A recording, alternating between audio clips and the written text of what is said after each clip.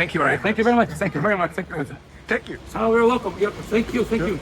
Okay, have a good life. Goodbye, you Thank too. Goodbye. Bye. Goodbye.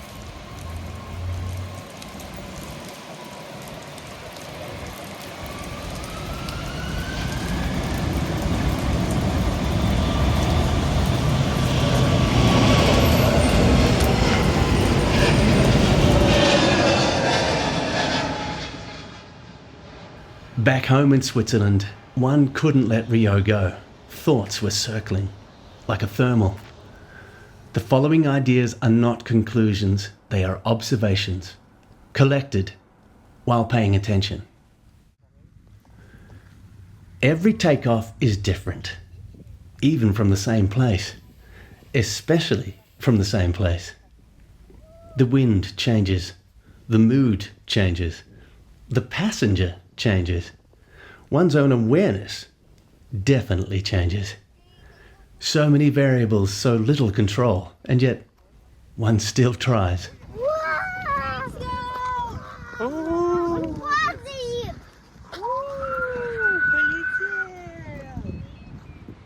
One does not fly in relation to the ground, but in relation to the air, invisible and closer than anything else. Wind is energy doing what energy does, moved by the sun, transformed into motion, felt before it is understood. If one wants to climb, it helps to understand where the energy hides. We can look at the sun. Where there is light, there is shadow. They belong together. The earth warms and shares that warmth with the air above. Warmer air becomes lighter and begins to rise. That is where we want to fly. We can see metamorphosis in action. It is everywhere. Take a cloud. What is it? It's water, just undecided. Nothing changes for a long time until suddenly, whoosh, everything does. Transformed. A dance between what is within and what surrounds it. No drama, just physics and timing. Sometimes air masses meet mountains and are forced to go another way. They go up instead of forward.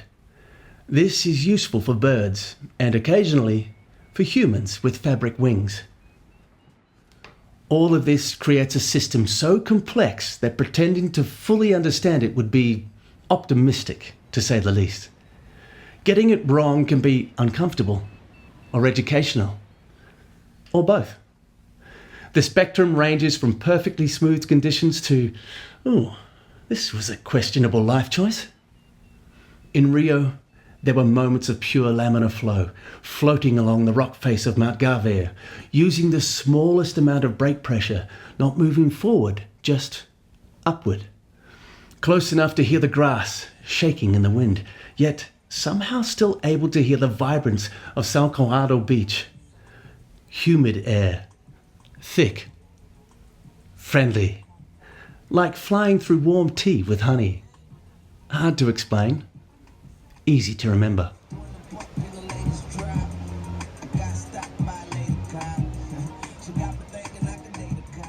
In a world full of conformity, being new to an environment can be a gift. No inherited fear, just curiosity.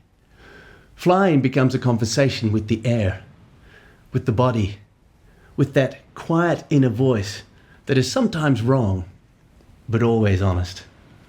Sometimes it works. Sometimes it really doesn't. Both are revealing. One adjusts from gentle to decisive, from patient to committed, and occasionally to letting go.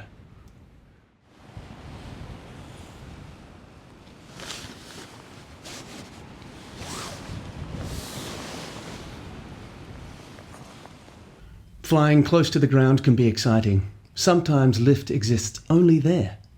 But closeness also means exposure that makes one vulnerable, which is fine, so long as one is ready to pivot or adapt. Flying tandem adds another layer.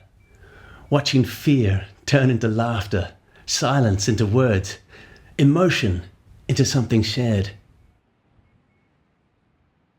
When cold ocean meets warm land, expect the unexpected. Different worlds, different opinions. Turbulence appears, tension rises, attention sharpens, growth beckons.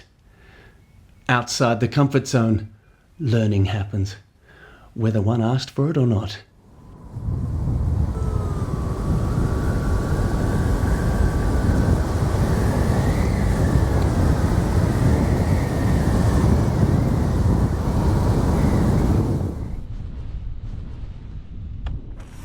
Chris, Alter! Der Chris delivered, Alter! Thankfully, there are mentors, people who share their mistakes so others don't have to collect them all personally. And these elegant flying machines of fabric and lines, allowing humans to briefly ignore gravity again and again. The cherry on top is connection, is synchronicity, is love.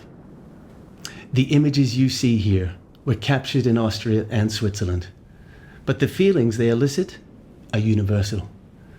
As a videographer, one wants to take the skills learned filming in the Alps back to Rio, with friends, with time, to do honor to such a sacred place. If this film resonates with you, or you have thoughts or feelings that you would like to share, please leave a comment below.